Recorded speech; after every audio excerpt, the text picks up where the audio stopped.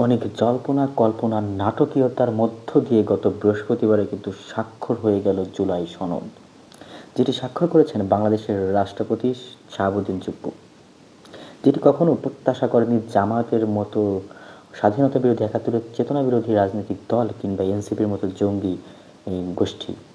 কিন্তু অবশেষে কিন্তু সেটিই হয়েছে।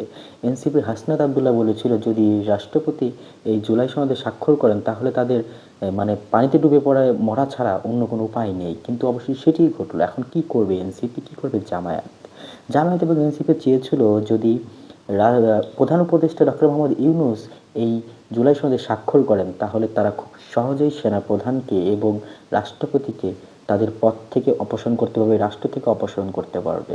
সেই ক্ষেত্রে তাদের ষড়যন্ত্রটা খুব সহজেই তারা বাস্তবে রূপ দিতে পারবে। অবশেষে কিন্তু সেই জুলাই সনদে রাষ্ট্রপতি স্বাক্ষর করেছে এবং এই বাংলাদেশে ক্ষমতা টিকিয়ে রইল দুটি ব্যক্তির কাছে, একটি রাষ্ট্রপতি শাহাবুদ্দিন চুপ্পু আর একটি সেনাপ্রধান ওয়াকারুজ্জামানের হাতে। জুলাই সনদ বাস্তবায়ন নিয়ে কিন্তু এর আগে উপদেষ্টাদের মধ্যে সকল উপদেষ্টাদের সঙ্গে প্রধান উপদেষ্টার বেশ কয়েকবার নাটকীয় সংলাপ হয়েছে এবং নাটকীয় বৈঠক হয়েছে। কিন্তু এত কিছুর পরেও এই বৈঠকে সকল উপদেষ্টার এবং প্রধান উপদেষ্টারা জুলাই সনদের অনুমোদন দিলেও সর্বশেষ কিন্তু এটি স্বাক্ষর করেছেন রাষ্ট্রপতি শাহাবুদ্দিন চুপ্পু, যার পরিপ্রেক্ষিতে কিন্তু ক্ষমতা রয়ে গেছে রাষ্ট্রপতি এবং শাহাবুদ্দিন চুপ্পুর হাতে, যেটি বাংলাদেশের ক্ষেত্রে, রাজনীতির ক্ষেত্রে এবং বাংলাদেশের দেশ পরিচালনার ক্ষেত্রে নতুন একটি মোড়। রাষ্ট্রপতি কেন প্রধান উপদেষ্টার একের পর এক অনাকাঙ্ক্ষিত বিভিন্ন প্রস্তাবে স্বাক্ষর করে যাচ্ছেন, তবে তিনি কেনই বা এই জুলাই সনদে স্বাক্ষর করলেন? যে জুলাই সনদটি ৭২-এর সংবিধানকে মুছে ফেলে দিতে চায়, নতুন সংবিধান প্রতিষ্ঠা করতে চায় বাংলাদেশে।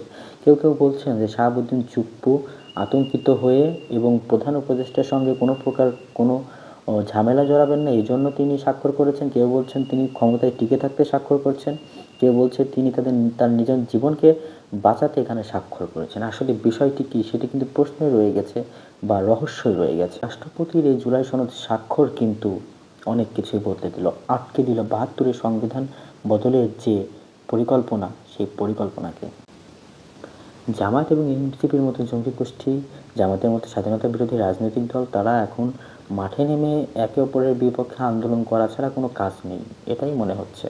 বাংলাদেশের স্বাধীনতাকে কবরে পাঠিয়ে এই জুলাই সনদই হবে বাংলাদেশের সংবিধান, এমনটি কিন্তু দাবি করা হচ্ছিল বিগত সময় এবং এমনটি কিন্তু চাওয়া হচ্ছিল জামায়াত কিংবা এনসিপির মতো রাজনৈতিক দলের কাছ থেকে, যারা স্বাধীনতাকে, একাত্তরকে মুছে দিতে চায়, যারা ৭২-এর সংবিধানকে মুছে দিতে চায়।